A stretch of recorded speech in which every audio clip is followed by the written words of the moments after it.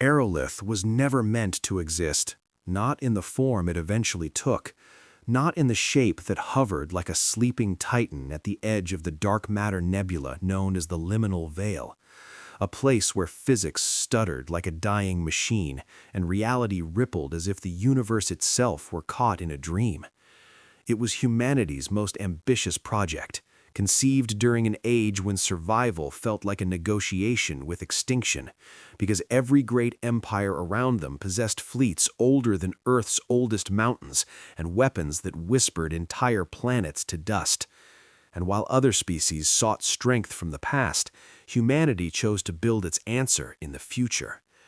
They constructed Aerolith not as a city of steel, but as a living, bioquantum hybrid organism, a conscious architecture grown around a dark pulse core capable of inhaling cosmic particles like lungs pulling air, and every breath it took, slow, thunderous, resonant, fed its power grid with an energy source no one fully understood, not even the humans who created it.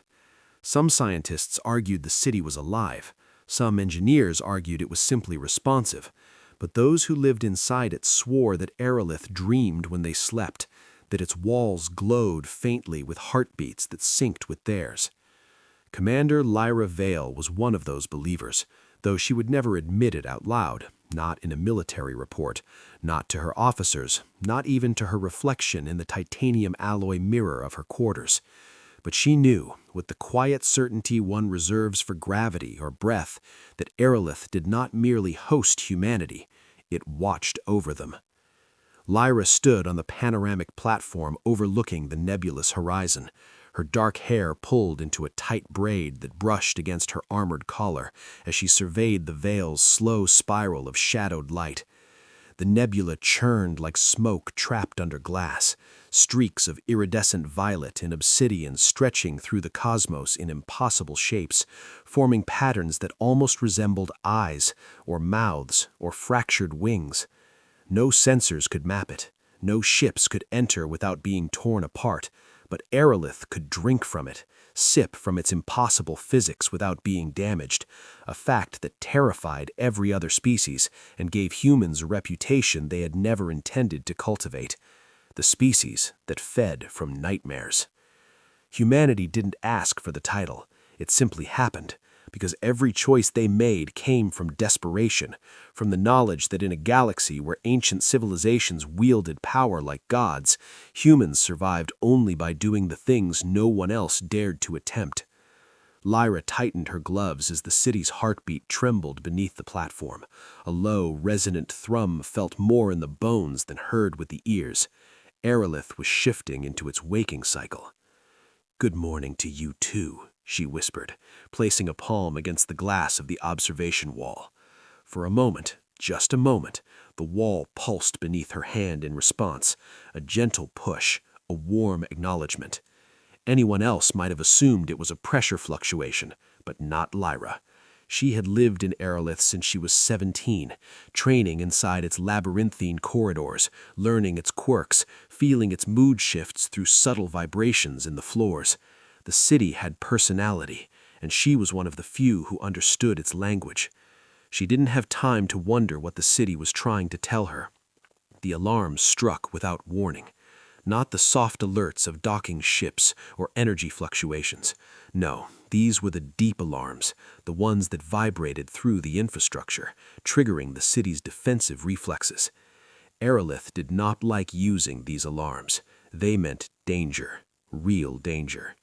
"Commander Vale to Command Nexus," Lyra snapped as she sprinted toward the transport shaft, boots striking the living metal like footsteps through a giant creature's ribcage, the city responding with illuminated pathways and sliding panels that opened preemptively for her. "Status."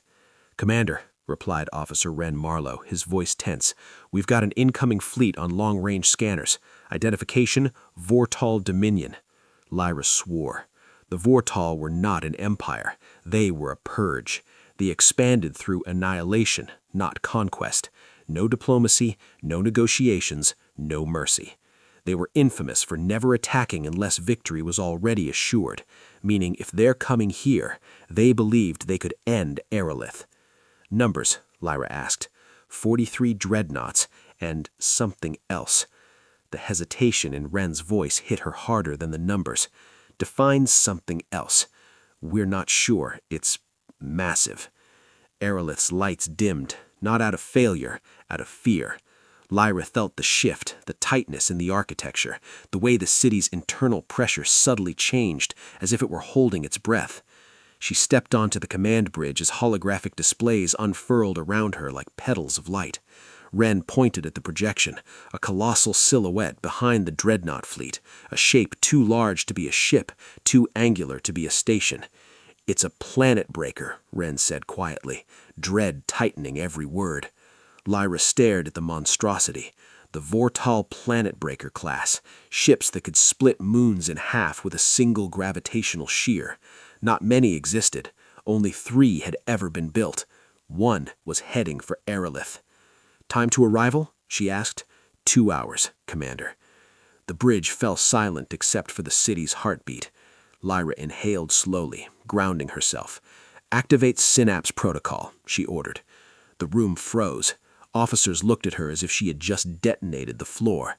Wren's voice dropped into a horrified whisper. "Lyra, that will wake the city." "It's already waking," she replied, gesturing to the trembling lights and shifting panels. "It knows." Synapse Protocol was humanity's most forbidden command sequence. It allowed Aerolith to directly interface with human neural networks, synchronizing the city's awareness with human strategic thinking. It turned Aerolith from a living city into a conscious war machine, one operating in tandem with human intuition. It had never been used, not even in simulations. "If we don't do this," Lyra said, "we die. All of us, and Aerolith dies with us."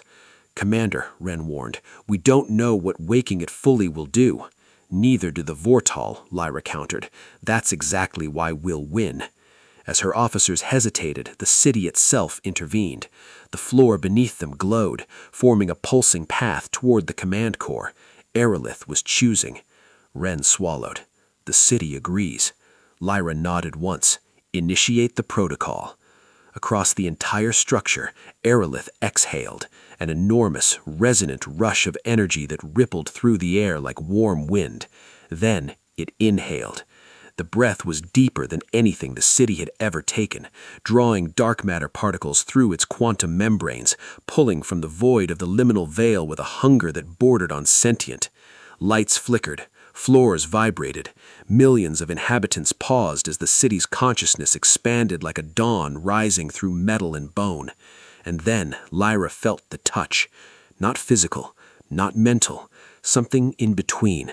A gentle pressure in her mind, like a curious hand brushing her thoughts. Aerolith was awake, truly awake.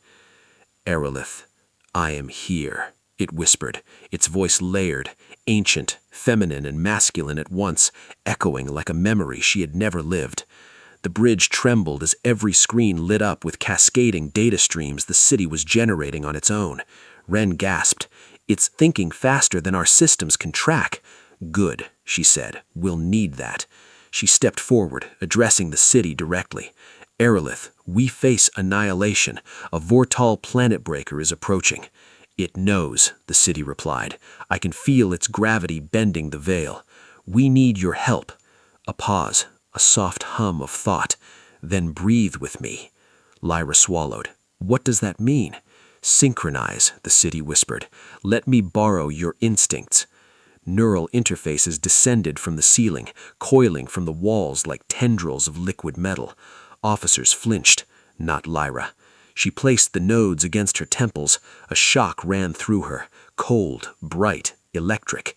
The city surged through her nerves, her memories, her heartbeat. She felt its size, its hunger, its purpose. She felt the dark matter currents flowing through its veins, and Aerolith felt her. "You are not afraid," the city observed. "I am," Lyra admitted, "but I act anyway." A curious species. Born small, yet choosing to stand before giants. The Vortal fleet entered visual range, their ships resembling obsidian spears piercing through the nebula's haze.